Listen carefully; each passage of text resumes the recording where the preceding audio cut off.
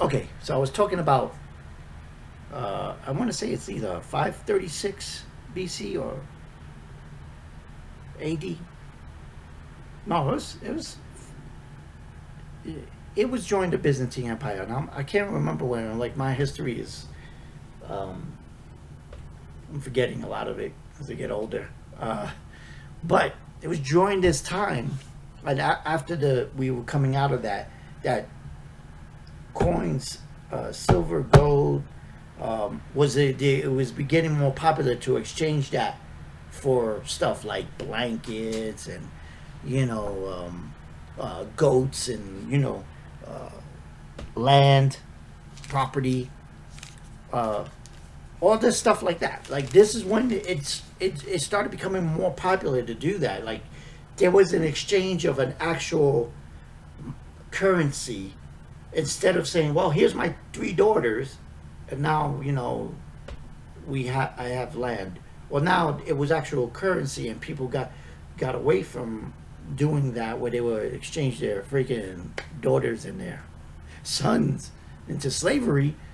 That they were using coins, and so at that point, civilization had became about stuff and having physical currency on hand. And what the world was before then was always a barter system. There was always like I exchange this for that to get, but it wasn't corrupted by monetary. And we've always had coins. I mean, they've had coins dating back a long time. It's not that. It was just that it increased after all these plagues and after all this famine and the darkness of all these volcanoes blowing up and the mini ice age that they had, where there was it was cold in countries, and there was people who had the ability to survive that, and their strong ones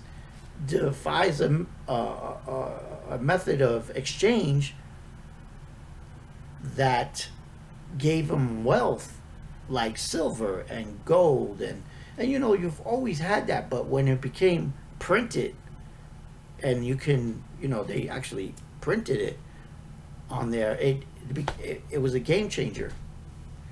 And I think then it became part of the human DNA to say to ourselves, if I don't own a house, if I don't own a car, and it's not for everybody, because I don't believe that. I believe my happiness comes from my children, and doing things that make me feel like I'm alive. And I like I said, success is interpretation. And of course, the interpretation of when celebrities, and my dislike for athletes, celebrities, late night, like anything in the entertainment industry. I think as a whole, it's a total unnecessary industry that does nothing to move us forward, but to keep us, I would say, in place, so to dull our senses to the rest of the world. And that's just my perception. You can go ahead and keep worshiping your false gods, because that's what they want to be treated like. But that's just not what I don't believe in false gods. So, but anyway, I wanted to get back to how. So I have to get into this Donald Trump. This is a billionaire who saw this project in America and said, I need to change the direction this country is going in, because he had information prior to 2016 that he saw what the agenda was for this country. The agenda for the country was, of course, to go into a socialist country, to become more of a global country, have an influx of migration come in here, just like France, just like Germany, Belgium, or any of those countries in Europe, Italy. They all have taken in their amount of migrants that have fundamentally change the landscape of their countries, where their countries now, their own ideology, well, like our constitution, their constitutions have no value in their culture right now. They're actually right now transformatively rewriting all their laws to fit the current occupation. I want to, forced occupation of the country that they have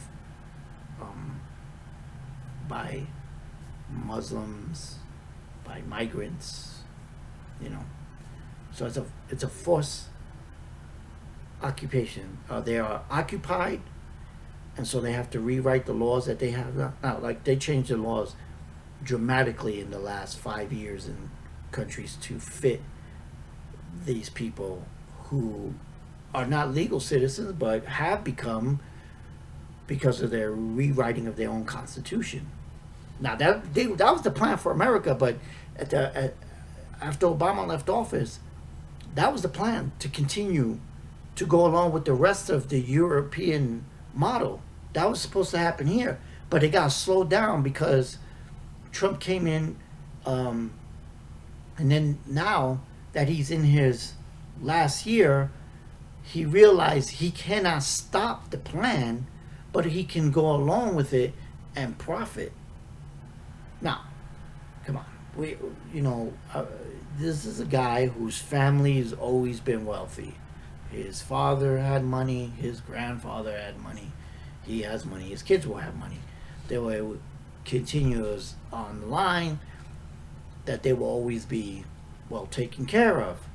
Now, if you feel like you're going to have children, grandchildren in the future, and you want them to be sharing the wealth, and their plan is for you to get out of the way so that can happen, you will get out of the way. Because I'm like me, he's probably like a lot of people, you do anything for your kids. And, forget about the country, forget about your neighbor. Your family comes first, and that's just human nature. And so I don't know how this shadow government that's working, I don't know if whatever deals they made with him for him to, exit, make it look gracefully. But we don't know yet. And so we'll have to see what happens in November. All I know is that the government that will be coming in will get us back on that 100 miles per hour towards the demise of America, the collapse from within. And just get ready for it, because the tanks and the soldiers and all of that stuff that they started putting out because of this pandemic or fake pandemic, they're not moving. They're going to stay there. And this was a test. This was a test to see how we can control, how they can control.